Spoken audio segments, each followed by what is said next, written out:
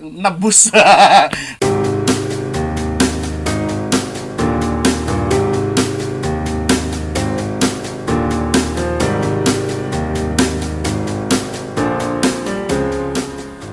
Waduh, iya itu sebuah, ya udah legenda, udah pasti diomongin semua orang ya, standar standar legenda musik, tokoh musik, tokoh penyanyi. Tapi saya akan selalu nambahin satu kata, kalau saya suruh kasih komentar mengenai Chrisye, keajaiban. Jadi menurut saya, dalam konteks industri musik Indonesia nggak ada lagi akan terjadi keajaiban seperti apa yang diberikan atau diberikan atau yang terjadi dengan eksistensi seorang Chrisye di musik Indonesia. Jadi akan mungkin akan panjang atau nggak tahu kapan lagi, dan kita perlu pembuktian lagi untuk berpuluh-puluh tahun atau berapa tahun ke depan gitu untuk dapat satu penyanyi yang punya rentang karir dari puluhan tahun gitu ya, dan selalu eksis di nomor satu, boleh dibilang selalu ranking atas gitu ya, nggak ada konsistensi terhadap karya. Belum mengenai personalitinya, bagaimana dia dalam konteks itu dia mencoba berbagai macam jenis musik, berbagai musisi yang pernah terlibat, berbagai. Jadi saya rasa itu satu keajaiban yang mungkin nggak akan terjadi lagi di industri musik Indonesia. Apalagi kita tahu industri musik makin lama makin cepat ya, baru 5 album udah bubar, 3 album udah nggak jadi musisi lagi gitu. Jadi sejak Chrisye mulai masuk industri dengan lilin kecil tahun 1976 sampai akhir hayatnya, saya rasa itu prestasi yang nggak akan dan susah. Jadi makanya saya bilang itu sebuah keajaiban. Kalau ada lagi yang bisa nyamain berarti itu keajaiban kedua. Itulah Chrisye.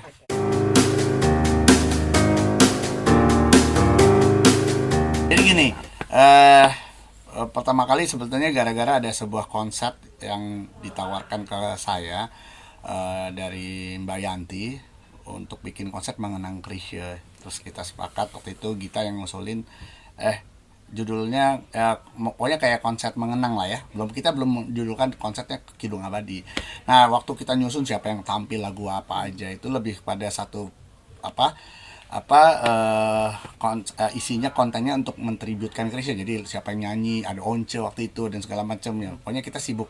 Nah, ketika sibuk bikin konten itulah saya tuh ngerasa ada satu satu sebenarnya agak personal banget gitu terhadap apa yang, jadi kan saya bikin rundown, saya ingat-ingat karena saya dulu punya pengalaman yang cukup intens sama almarhum Chrisye ya, jadi musik director, bikin album, bikin konser. Jadi nah, ketika saya nyusun rundownnya, lagu apa aja yang akan dibawain gitu.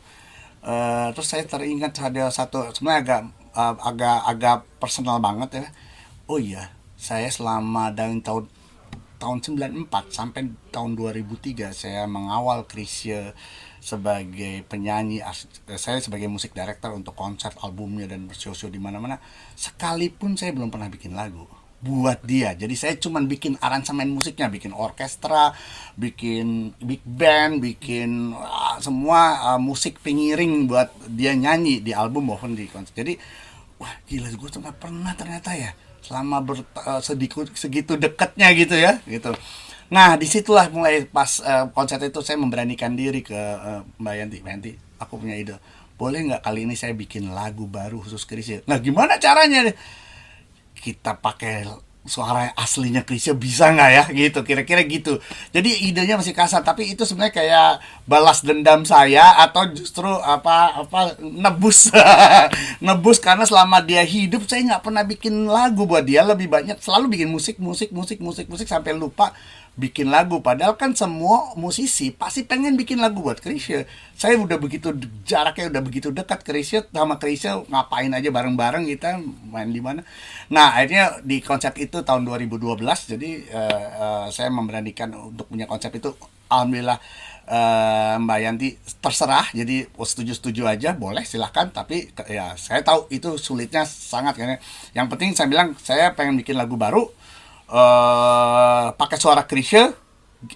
Yang paling penting adalah saya harus punya data asli, master suaranya asli Chrisye semua, which is berarti peran musika kita penting, record labelnya. Jadi saya ngurus, untung lah Musika tuh sangat ngebantu banget. Akhirnya dia kirim ke saya semua suaranya Krisya dari rekaman tahun 80-an. Ya kira-kira gitu. Nah, abis itu saya berproses. Jadi itu kenapa saya mau bikin tuh gara-gara ada rasa penyesalan. Ingin menebus untuk bikin lagu Krisya. We live in the... Itu tahun 2012. 2012. Tahun 2012. Jadi konsepnya tanggal 5 April. Jadi tentunya kan saya mencetuskan ide itu mungkin sekitar 6 bulan atau 7 bulan sebelum tanggal 5 April itu. Nah, ketika itu disetujui dan kami akhirnya mendapatkan materi-materi suara Krisya yang asli itu, nah kita kerjain bulan mungkin dari Desember atau Januari. Itu untuk melakukan satu proses laboratorium itu di slice gitu. Nah, kemudian tentunya kalau lagu kan memerlukan lirik kan. Nah, habisnya ada waktu itu kita kan masih kuliah ya. Iya, Di London, masih kuliah di London. Terus aku bilang, Git, aku mau punya track ini, bisa bantuin nggak gitu, tolong bikinin lirik, kan kamu tahu banget mengenai Om Krisya itu kayak apa aja. Nah abis itu coba kamu ngebayangin kalau Om Krisya nyanyi saat ini tuh dia akan nyanyi apa sih, kata-katanya, pilihan katanya apa gitu segala macamnya. Terus kita nggak tahu, sendirian di London bikin apa, mungkin kontemplasi atau itu. Nah akhirnya keluarlah judulnya dari kita ya, Kidung Abadi. Namanya Kidung Abadi gitu. Nah, udah Kidung Abadi bahkan diadop sebagai judul konsepnya malah. Tadinya Kidung Abadi itu judul konsep, judul lagu yang diusulkan oleh Gita. Nah, habis itu ya saya berproses, kayak saya bikin melodinya, Gita bikin liriknya gitu kira-kira.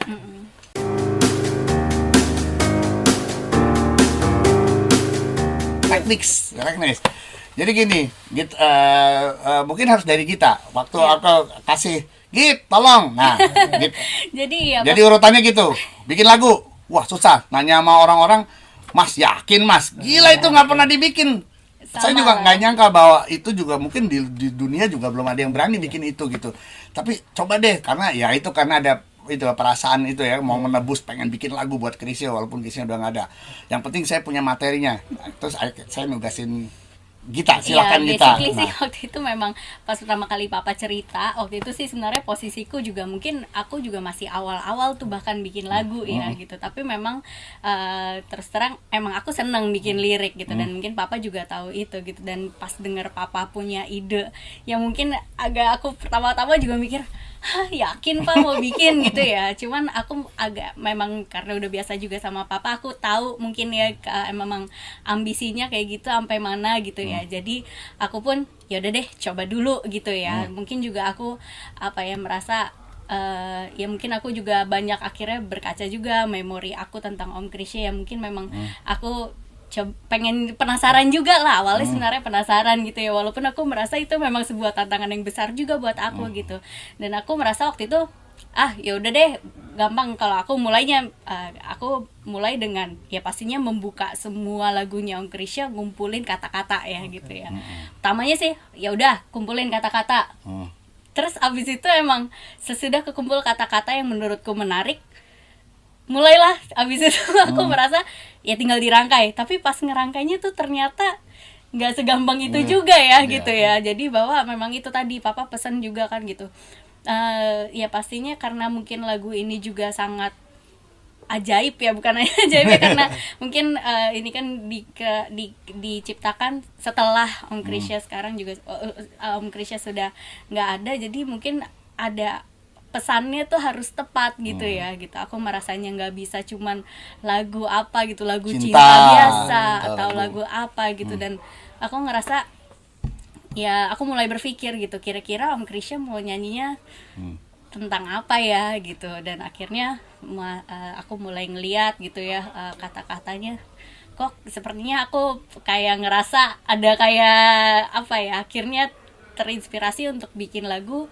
yang berjudul Kidung Abadi ini ya. Kita sebenarnya tahu kan dulu Om Krisya terkenal dengan lagu Kidung gitu ya, lagu gitu. Tapi memang aku pengen menciptakan sesuatu yang lagu yang abadi tuh, maksudnya bahwa walaupun Om Krisya-nya sudah nggak ada, dia akan tetap bernyanyi gitu. Jadi pas aku rangkai kata-katanya dengan kata-kata yang aku punya, kok kayaknya bisa gitu. Ada beberapa kata yang akhirnya harus disusun karena suku kata apa pakai suku kata sih gitu ya, nggak kata utuh gitu ya. Ada kata-kata yang baru yang belum pernah beliau ucapkan, tapi kata papa nggak apa-apa, coba aja atau dari suku kata gitu. Palingnya kalau ada suku katanya mudah-mudahan bisa gitu. Jadi aku mulai akhirnya propose judulnya Kidung Abadi pada saat itu.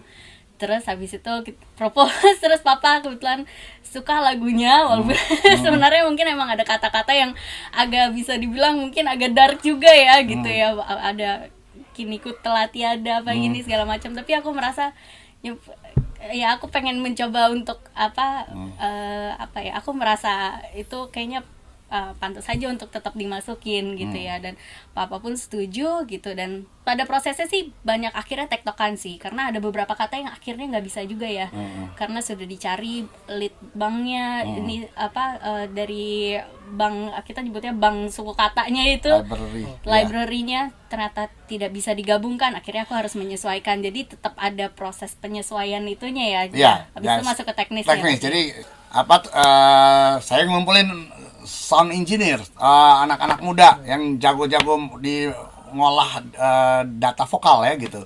Dari master yang dari musika itu, suara asli Krisya semua, nyanyian dari lagu-lagu Sabda Alam, lagu segala macam lagu yang ada itu kita belah-belah.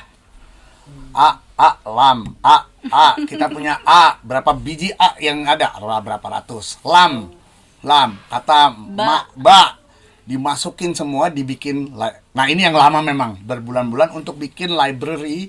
A-nya tuh A panjang, notasinya apa. Lamnya panjang pendek, dia menghentak apa, slegato apa. Kita punya berapa biji yang ada, berapa ratus. Lam, kata ba, dimasukin semua, dibikin. Nah ini yang lama memang, berbulan-bulan untuk bikin library.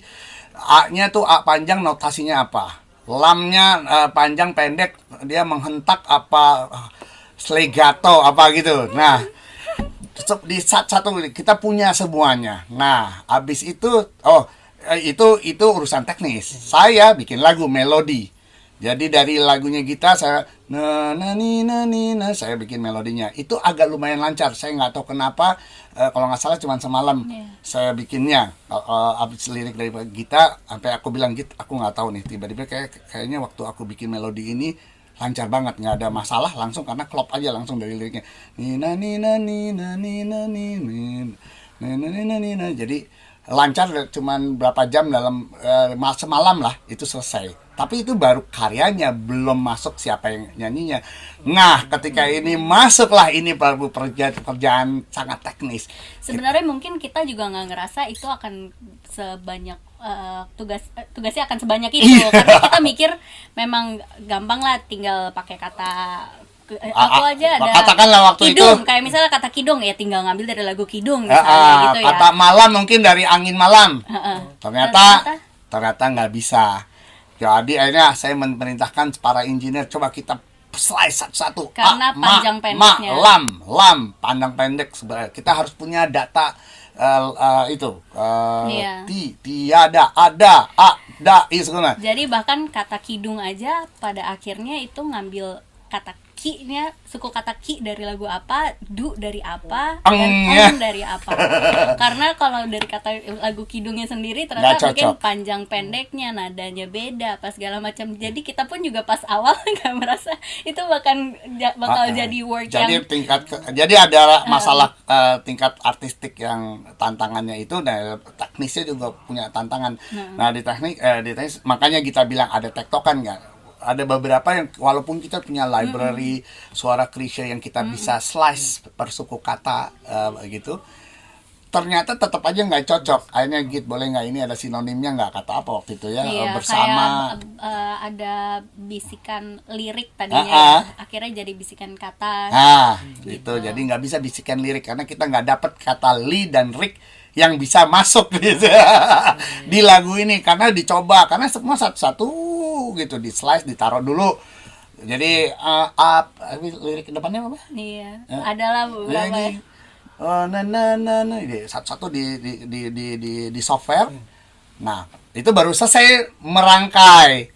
Nah, kalau kita denger itu pasti bunyinya putus-putus kan. Robot. Nah itu perlu engineering tata edit Nyambung, data ya. vokal untuk supaya itu menyambung dengan proses delay, time stretching, segala macam pitching, apa segala macam. Itu yang buat saya bilang emang ini kerjaan, selain kerjaan artistik, ini kerjaan teknologi gitu. Jadi di situ emang itu emang Kidung Abadi itu gabungan dari itu sih sebenarnya.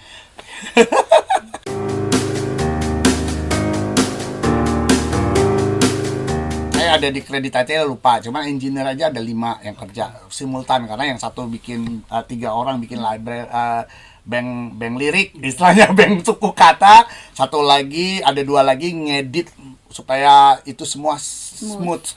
Bikin smooth tuh ya tadi saya bilang time stretching, leveling, kasih efek ini, cuman dikata itu kasih efek, jadi nggak enak balik lagi. Nah itu saya ngawal proses semuanya nih, tiga proses dia segala macam. Yang ini kurang, kadang-kadang saya ikut ngedit karena gitu, ngedit di rumah, dicari yang enak supaya flow-nya bagus, apa lagunya pas, dan itu emang makanya hasil itu udah hasil kerja maksimal 5 tahun yang lalu, 6 tahun yang lalu. Jadi sebetulnya kalau saya dikasih kesempatan, saya mau nge-revise sih sebetulnya tahun ini. Kenapa? Karena teknologi makin maju. Gitu, kami memakai teknologi 6 tahun lalu itu, 5 tahun lalu. Jadi itu.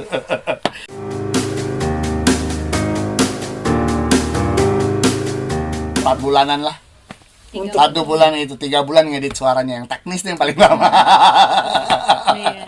3 bulan karena benar-benar studio tiap nggak- hari. saya saya pengen banget berusaha untuk dapat hasil yang natural gitu ya kan. Gitu. Jadi itu yang jadi tantangan itu, para engineering hebat-hebat ini, anak muda gitu, untuk bikin suaranya Chrisye walaupun tadinya terpecah-pecah atau apa ya, terbelah-belah dari suku kata tapi itu bisa dirangkai jadi satu seperti seolah-olah emang dinyanyikan dalam satu rangkaian. Itu emang tantangan kalau buat waktu itu ya untuk bilang.